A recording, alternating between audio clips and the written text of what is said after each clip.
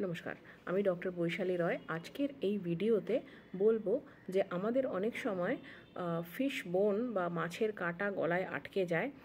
যেহেতু আমরা বাঙালিরা খুব বেশি পরিমাণে মাছ খাই, সুতরাং আমাদের মধ্যে এই গলায় কাঁটা আটকানোর সম্ভাবনাটাও বেশি। যদি মনে হয় যে মাছ খেতে খেতে গলায় আটকে গেছে কাঁটা, তাহলে প্যানিক করবেন না।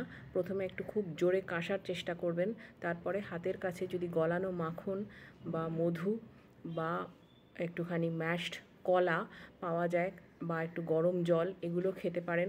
কোনো শক্ত জিনিস খাবার চেষ্টা করবেন না।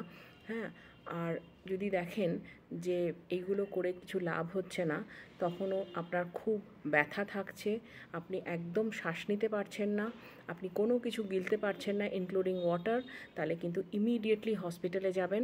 কেননা ওখানে ডক্টররা এক্স-রে বা সিটি স্ক্যান করে জানতে পারবেন যে কোথায় ঠিক লজমেন্ট হয়েছে কাঁটাটার, এবং ওনারা কিন্তু সেটাকে বের করে আনতে পারবেন। নিজেরা কিন্তু কাঁটা বের করতে যাবেন না, তাতে কিন্তু বেশি রক্তপাত হবে এবং আরও প্যানিক বাড়বে। Thank you.